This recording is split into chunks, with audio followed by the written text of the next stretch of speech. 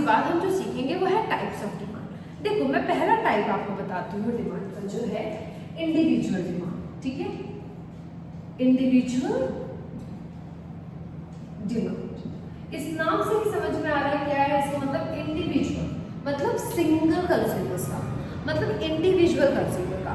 तो individual consumer का जो डिमांड होता है उसको हम लोग क्या बोलते हैं, इंडिविजुअल डिमांड। मैम थोड़ा इलैबोरेट करके समझाइएगा। ऑब्वियसली सपोज जब मैं डिमांड को बात कर रही हूँ, या कोई भी इंसान जब किसी भी डिमांड में बात करता है तो वो किसके रिस्पेक्ट में बात करता है, प्राइस का। तो सपोज प्राइस है ऑफ गुड एक्स, ठीक है, और क्वांटिटी डिमांडेड उसी गुड्स का मैं क्या करूंगी,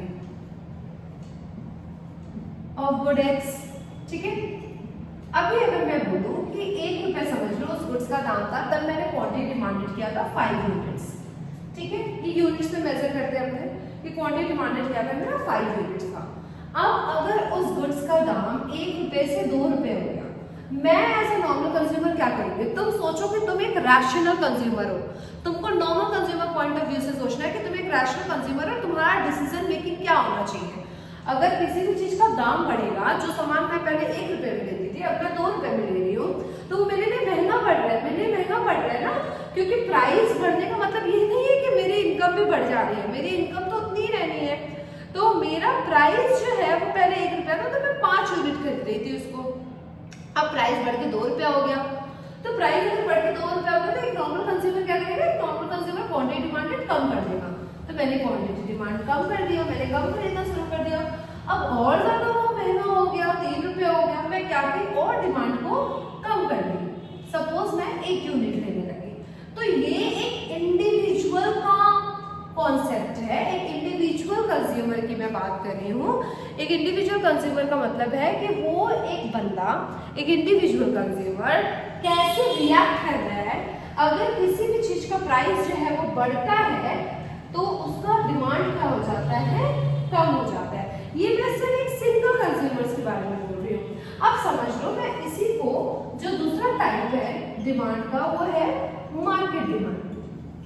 ठीक है, अब मार्केट डिमांड में मैंने क्या किया, मैंने सेम चीज दिया, प्राइस। समझ लो कोई गुड एक्स था, उसी का मैं प्राइस ले लेती हूँ, प्राइस ऑफ गुड एक्स। ठीक है, प्राइस ऑफ गुड एक्स। अब सपोज यहाँ पे कंज्यूमर ए है और यहाँ पे कंज्यूमर बी है। अब ऑब्वियसली दोनों अलग अलग कंज्यूमर है, तो दोनों क्या करने वाले हैं, अलग अलग ही रिएक्ट करने वाले हैं।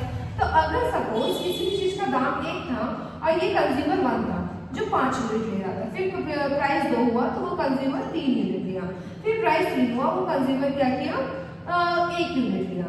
और जो कंज्यूमर बी था उसने क्या किया, वो ये गुड्स को जब 1 रुपया था तो उसने 4 यूनिट डिमांड करा था, जब 2 रुपया था तो उसने 2 यूनिट डिमांड की, जब 3 रुपया था तो उसने 3 यूनिट डिमांड की। ठीक है, ये कंज्यूमर बी था। ऐसे ही बहुत सारे कंज्यूमर हैं। ठीक है, तो मार्केट डिमांड क्या होता है, मार्केट डिमांड को बोला जाता है कि ऑल द कंज्यूमर, जो सारे कंज्यूमर मिलके डिमांड करते हैं ना, उसको अपने मार्केट डिमांड कहते हैं। तो यहाँ पे थर्ड कॉलम मैंने बनाया, तो वो क्या है, मार्केट डिमांड।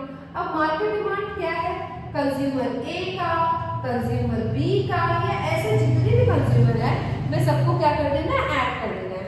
तो जब 1 रुपया दाम था तो टोटल मार्केट डिमांड कितना था, 9 यूनिट। जब 2 रुपये दाम हो गया तो टोटल क्वांटिटी डिमांडेड क्या हो गया मार्केट का, 5 यूनिट। वैसे 3 का तो कितना हो गया, 2 यूनिट। तो इससे भी हमें क्या पता चल रहा है, पहला चीज जब इंडिविजुअल डिमांड मतलब जो एक कंज्यूमर डिमांड कर रहा है, सिर्फ एक। मार्केट डिमांड मतलब जो सारे कंज्यूमर मार्केट में मिल करके डिमांड कर रहे हैं, उसको हम लोग मार्केट कंज्यूमर कहते हैं। ठीक है, और एक चीज हम लोग क्या बोल सकते हैं, market demand is the horizontal summation of individual demand. आप देखो, आपने क्या किया, इसको हॉरिजॉन्टली ऐड किया ना, समेशन का मतलब क्या होता है, ऐड। आपने इसको हॉरिजॉन्टली ऐड किया, 5 + 4 यूनिट जो बन गया क्या, 9 यूनिट। तो आप इसको क्या कर रहे हो, हॉरिजॉन्टली समेशन कर रहे हो, ऐड ऑन कर रहे हो। तो इसलिए बोला जाता है कि market demand is the horizontal summation of individual demand. ठीक है, तो ये इंडिविजुअल डिमांड हो गई, मार्केट डिमांड हो गया। थर्ड सीखने वाला है वो क्या है, जॉइंट डिमांड। जॉइंट नाम से पता चल रहा है, जब 2 या 2 से ज्यादा कमोडिटी एक साथ डिमांड होते हैं ना, तो उसको हम लोग क्या बोलते हैं, जॉइंट डिमांड बोलते हैं। जैसे ना पेट्रोल और कार, अगर मैंने कार लिया तो मेरे को पेट्रोल चाहिए, राइट? तो ये क्या है? जॉइंट डिमांड है। अब मैंने बोर्ड ले लिया तो मुझे क्या चाहिए? डस्टर चाहिए, मार्कर चाहिए, तो वो क्या हो गया? Joint demand. जॉइंट डिमांड का मतलब होता है कोई दो या दो से ज्यादा कमोडिटी जब हम लोग एक साथ डिमांड करते हैं ना, तो उसको हम लोग जॉइंट डिमांड कहते हैं, ठीक है?